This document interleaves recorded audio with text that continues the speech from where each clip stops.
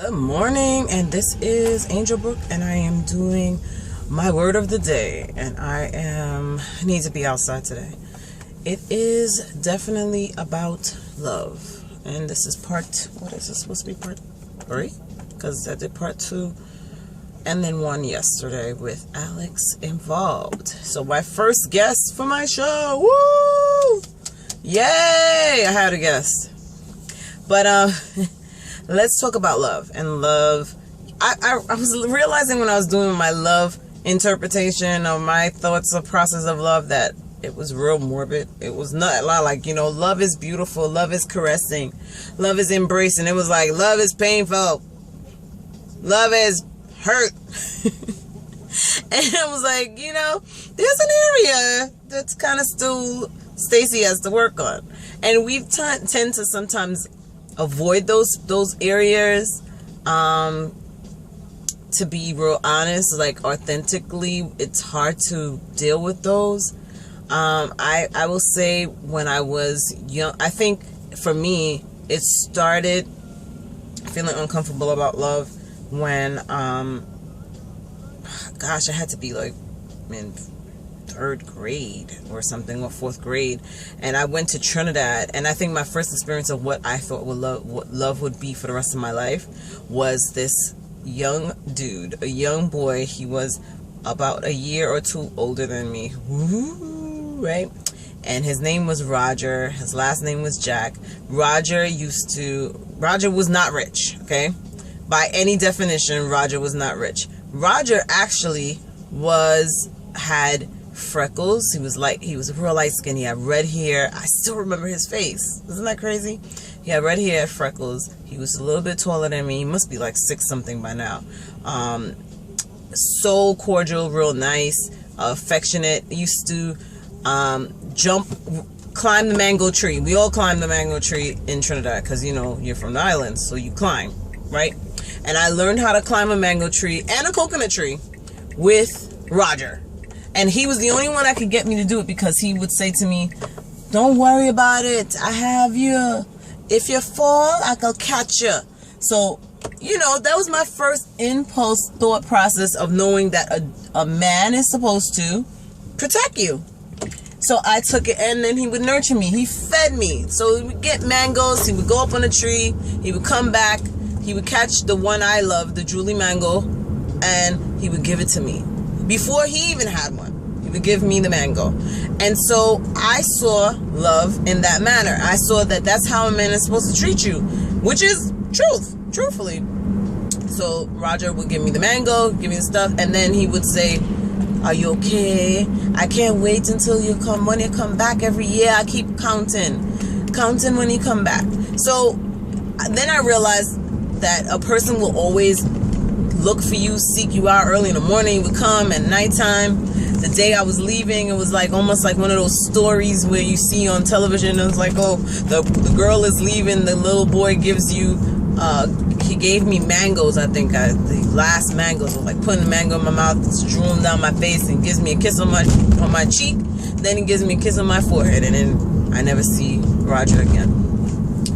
Roger's family, I think they were living in between another house. And now all my family that's in Trinidad is going to be looking for this Roger Jack for me, right? But Roger decided to kiss me on, I guess Roger had to move. His mother had divorced the father, or was hiding from the father. It was him and 2 his brother and sister. And so when they moved, he had to move, obviously, with his mom. But they lived in this little corner house, and the house, they didn't have anything, but his love for his sisters and his brother and sisters, they loved him unconditionally. And the way he treated and showed me love was my introduction, and has been my disappointment in the area of love. So since then, I have never thus found a person that done some parts of it, but have been Roger Jack. And that's, you know how old I am? That's 30 years ago.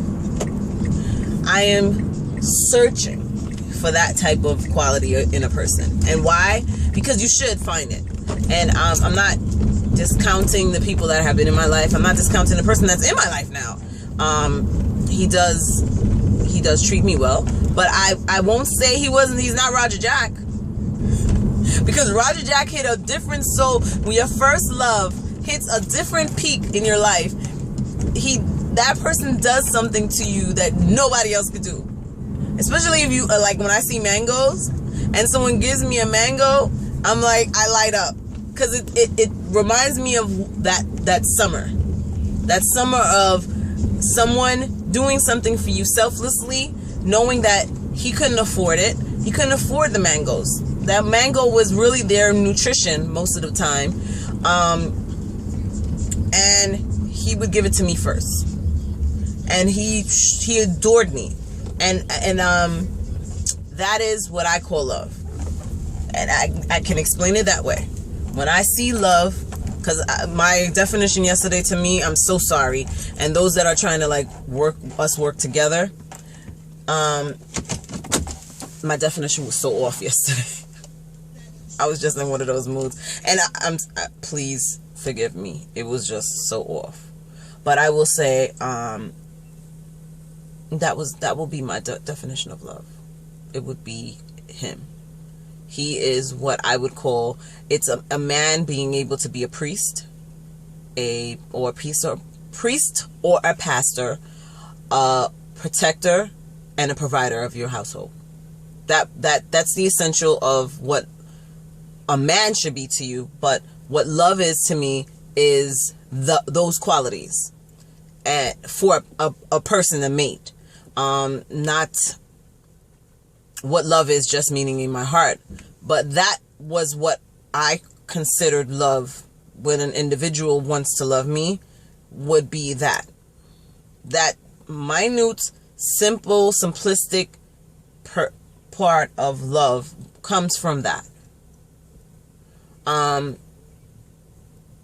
See, another part of it, and he's introduced in the book.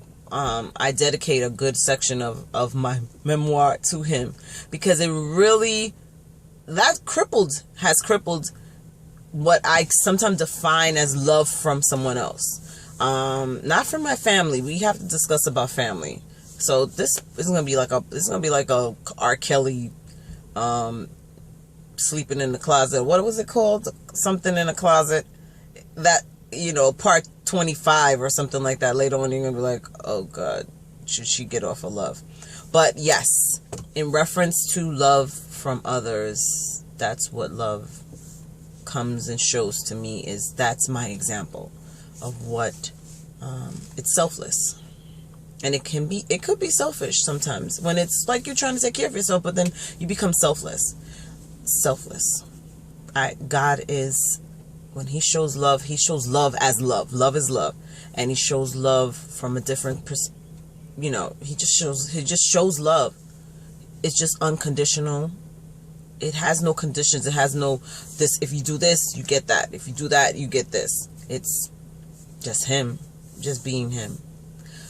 Okay, so we got some more work to do, and I have to take that image of what I see as love and put it to the side, because that's how I see love, and not put him, this image of what love is from Mr. Jack, he's a grown man now, and introduce a new experience that correlates some of what I envision in my head to reflect what I shall receive.